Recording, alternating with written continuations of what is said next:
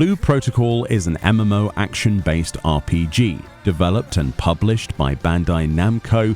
This is currently only available exclusively to Japanese audiences, as this game released in 2023 as a free-to-play experience with microtransactions. This game is not scheduled to release in the West into global audiences until 2024. However, there still, at the time of recording, is no date planned for this, no announcement, nothing. We are still waiting with bated breath, and hopefully once we get New Year's Day out of the way, we can start looking towards some information.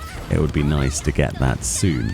This game is something that I've been very excited for. A lot of people, including myself, have felt the itch sort of missing ever since Terra Online, the other action-based MMORPG, was cancelled on PC recently. We have very little to go on. There are games like Blade and Soul and to some extent Black Desert, but you either love or hate those, and it's not for everyone. Blue Protocol then promises to be something that definitely interests me. It's the aesthetics of the whole thing. The anime-inspired graphical quality, the anime-inspired combat, the anime-inspired sort of plotline. Yeah, it's basically as close to a Sword Art Online experience as I've probably seen, and I've been very excited to play this. I basically created a throwaway account because they are actively banning people from outside of Japan that are trying to play their game, and tried to record as much footage as possible of this character as I leveled through, currently at the time of recording up to about level 17, and recorded all of my experiences so that when my character is inevitably banned, I still have footage that we can use to talk about the game in lieu of not having the global release or a date scheduled for it. So let's talk functionality. What does Blue Protocol bring to the actual table other than its graphical quality and anime-inspired visuals and audio? Essentially, this is an action-based MMORPG, so everything you do, for the most part, is aimed.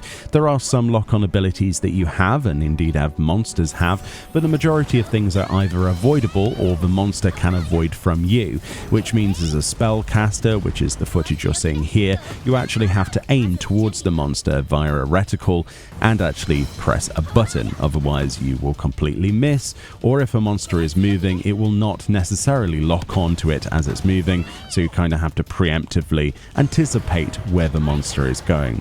This is a sort of gameplay that is quite addictive. It can get quite repetitive, as you've probably seen in games like Terra Online, and it's not certainly for everybody, but it's something that once you've tried it, you kind of enjoy and you want more of that, but it's not necessarily something that me personally have stuck to as kind of like my main game. But every now and again I do like logging into one of these games and trying them out, and you know, recently that's been Blade and Soul that's tried to scratch that itch, but this is something that blows that out the water, and I cannot wait for that. So other things that it brings to the table: a fully expansive open world with connections to different zones via dotted line loading screens. This is similar to how Final Fantasy XIV does its zones, where you go to the edge of the zone to a certain location and you can pass into the next zone.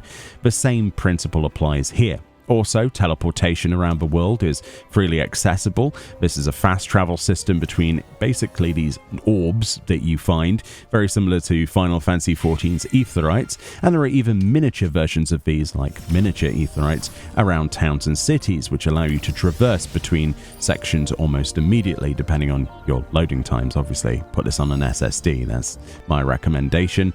There are dungeons in the game that are instanced. It's not all open world stuff. There is open world encounters with large bosses essentially that would appear like as challenges that you can team up with other people to defeat, and you get rewards for doing so. There are time-based reward structures. We've seen a leaderboard system for how quickly and how much damage people have done. I think that's how that works. There's all sorts of interesting things in this game. The other thing I like with the controller support as well is that you are limited to how many abilities you have on your bar at one time. You do have a secondary bar that unlocks that you can toggle on keyboard and mouse with the Alt key that brings up the second set, which is really, really nice. And of course, you have your D-pad and your bumper holding down and pressing other buttons to actually access that on a gamepad as well. You are limited to what abilities you have selected as well, so even though you might learn 12, 20, however many abilities, you can only choose a certain amount of those. We have our 4 main slots, we have our 4 secondary slots, and then we also have an ultimate bound to tab. We have a left mouse button key and a right mouse button. For a spellcaster, left mouse button is basically your basic magical attack, and then right mouse button, if you hold that down, you restore the meter that's basically your mana to then cast more. That's how that works. So if you run out of that, you can't really cast much until you hold down right mouse button to gain some of that back. So in a typical MMO fashion, the spellcasters do require to stand still occasionally, but for the most part, movement throughout all of the classes that I've seen so far has been quite fluid, and they, obviously the class identity has remained the same between them, right? They all have their own feel to them, which you would argue in some other games doesn't exist. They recently added a new class to the game, which is I forget the name of it, but it's essentially a lancer guy with a big pokey stick. It plays exactly as you would imagine it would. Nice melee. So we've got everything between melee attack based stuff. We've got people with sword and board, like, a paladin. We have, berserker type dual blades. We have a hammer wielder, and then we have a spellcaster. Lots of great archetypes for people to fit into that are comfortable and familiar from many other games that you may have played, including Final Fantasy XIV. Something about this game really does compel me, though. I don't think it's just the visuals and the audio, but the storyline as well is quite well written. Not being able to understand any of the Japanese on screen hasn't held me back from understanding more than I care to admit I wanted to understand. The whole idea for this was me basically playing something in a different language to test it out, see what I like about it, what I dislike about it, but to save the storyline for when the Western release happens. Although I've had to start skipping the cutscenes because this game shows rather than tells, and the cutscenes are absolutely fantastic. I've been following along in the storyline way more than I should have, and it's got me hooked. I can't wait to see what happens, and I'm punishing myself so that when the official release in the West comes out, I can actually experience that for the first time all the way through. The voice acting is also really good in Japanese. Hopefully they get decent people to do the English voice acting on our version as well, but hopefully that's a toggle as well. That would be nice. But yeah, the game plays as you would typically expect from an action-based MMORPG. Everything seems to have impact to it. There's nothing that feels sort of weird, like rubbing 2 spoons together. Sometimes I play games like Black Desert Online, and if you hit something with a melee attack, sometimes it feels like you're just sort of doing nothing. It's sort of like, oh wow, I'm sort of scraping the enemy. You can actually see the impact of these things. There's screen shake, there's vibration if you're on your controller. That sort of haptic feedback almost. It just feels good. It looks good. It sounds good. It feels good. I don't think there's anything else that I need to add to that. My first impressions have been overwhelming, to be perfectly honest, and I really hope this game does well. There are a few things that might prevent that from happening, most notably the cash shop. This might put some people off. There is a huge gacha element. People can buy these tokens. We've been given them for free since I created my character. I've not spent a single penny on the game. I don't know if that was part of the fact that it's Christmas and they're giving these out to new players, but I was able to use the gacha where a little girl runs up to a sort of jackpot thing, pulls a lever, and out comes a ball, and inside the ball is something you might get. I managed to get a nearly full set of elf costume, as you can see that my character's wearing in all of this footage, and some other bits as well, cosmetics, dyes, that sort of stuff. From what I can tell, the only things that seem to be on the cash shop that would potentially be an issue for some people would be convenience items, so EXP items, maybe upgrade materials, that sort of stuff.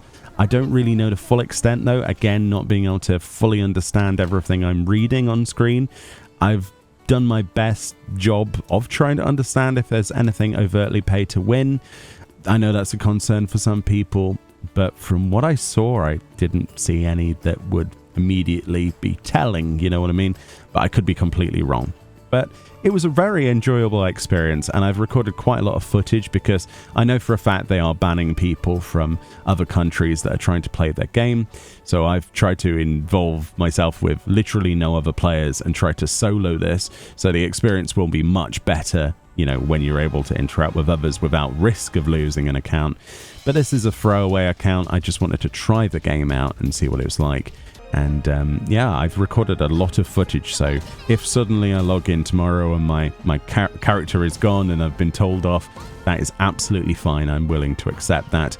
I've recorded plenty of footage. So that's my plan, is to cover this game basically when it comes out in the Western version as much as I do Final Fantasy. That would be the dream. It is very fun, compelling, and I am very interested in it. So expect lots of videos from me up until then, as well as we explore what I can of the Japanese version. If you have any questions or things you'd like me to look at, I certainly will. I have a good idea of the sorts of things you might be interested in though, and I will get to that. Anyway, those are my first impressions. It's actually a really good game. I can't wait for the Western release, whenever that might be. And hopefully you enjoyed this, and I'll see you all next time. Bye. Oh, and this might be my 2024 Game of the Year if it comes out next year, because look at this fishing. Oh my, it's awesome. I've got to get them all of them.